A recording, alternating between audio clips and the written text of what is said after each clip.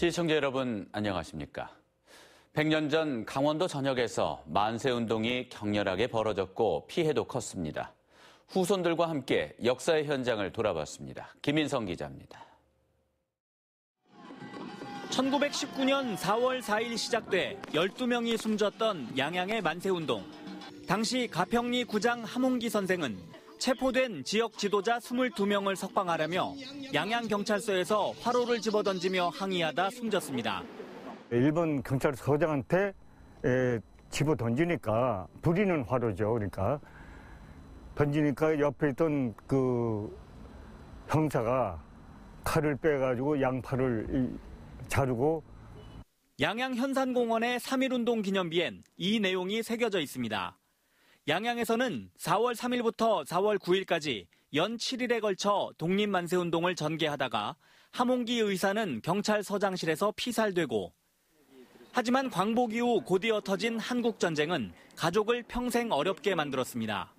외놈들이 우리 조선 사람들을 인간 이하의 대접을 하고 취급을 하고 또한 모든 그 재산 같은 걸 전부 다 몰수했기 때문에 바로 남북이 양단되고 그러는 바람에 4월 2일 강릉 첫 만세운동 이후 이틀 만에 청년회와 농민들에 의한 만세운동이 당시 장터에서 벌어집니다.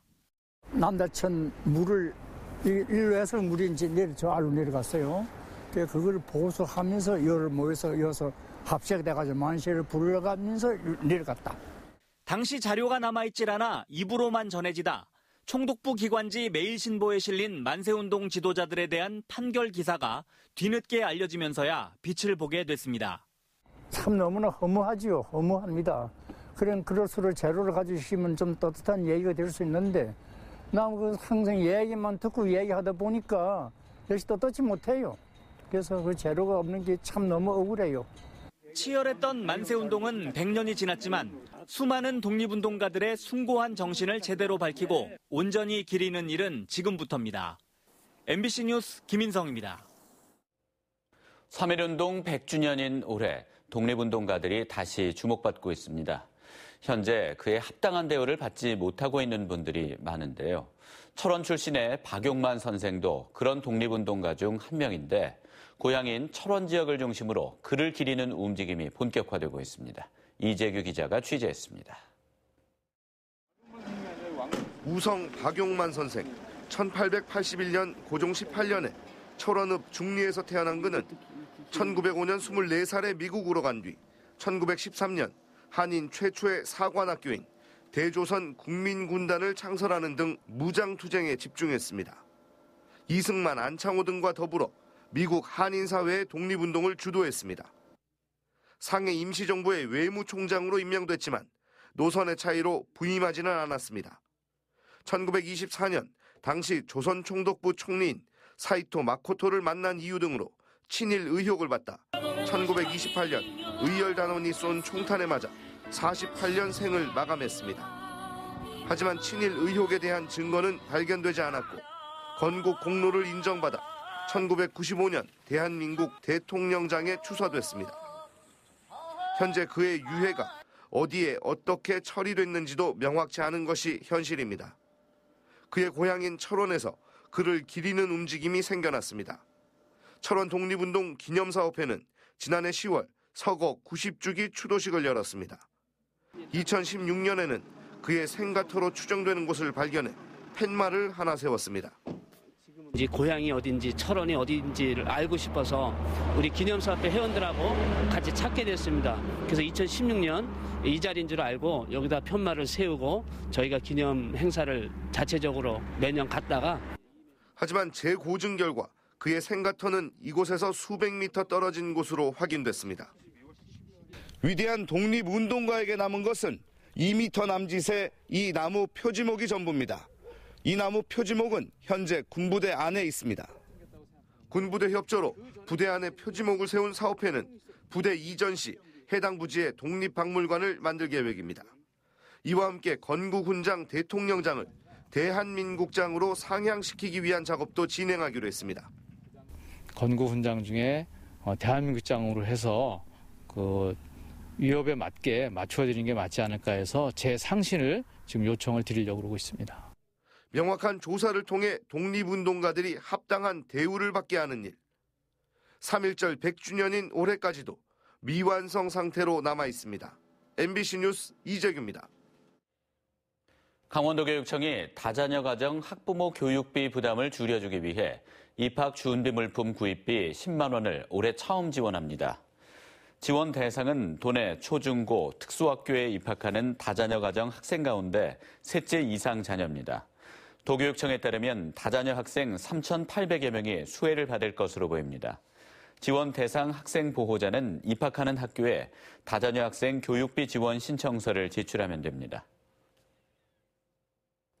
주민등록증처럼 농작물의 품종과 유전 정보를 식별할 수 있는 종자 신분증이 개발됐습니다.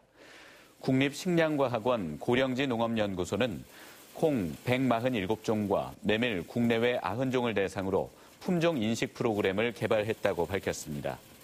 일명 종자 신분증에는 품종명과 종자 사진, 정보 등이 담기며 바코드 형식으로 제작돼 유통, 판매 과정에서 생산 이력 확인이 가능합니다.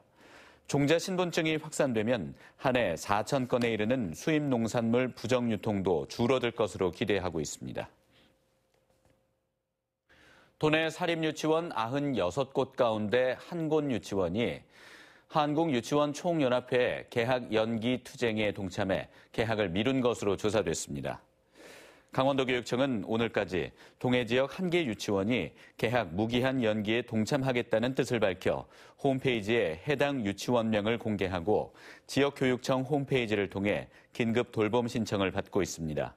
한편 한유총 강원지부는 소속 유치원들이 개학 연기에는 동참하되 자체 돌봄을 실시해 학부모에게 피해가 없도록 하겠다고 밝혀 사실상 정상 운영될 것임을 시사했습니다. 오늘 새벽 0시쯤 강릉시 청량동의 한 자동차 정비업소에서 불이 나 건물 150제곱미터를 태우고 30여 분 만에 진화됐습니다. 인명피해는 없었지만 이 불로 소방서 추산 5,100만 원의 재산 피해가 났습니다. 소방당국은 정확한 화재 원인을 조사하고 있습니다. 강원대 학교가 통일교육 선도대학으로 선정됐습니다. 통일부는 강원대, 인제대, 한동대 등 3개 대학을 올해 통일교육 선도대학으로 선정했습니다. 통일교육 선도대학으로 선정되면 연간 2억 5천만 원을 4년간 지원받게 됩니다. 선도대학 육성 사업은 대학이 주도적으로 통일교육을 발전시키고 관련 인재를 키우기 위한 사업으로 2016년에는 서울대와 숭실대, 아주대 등 6개 대학이 선정됐습니다.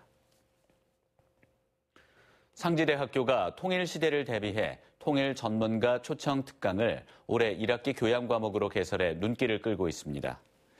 초청 특강은 역사학자인 강만길 전 상지대 총장의 한반도의 지정학적 위치와 통일 문제를 비롯해 정세현 전 통일부 장관의 대미관계를 중심으로 한 통일과 국제정세, 국방 전문가인 김종대 정의당 국회의원의 통일과 국방의 미래 등입니다.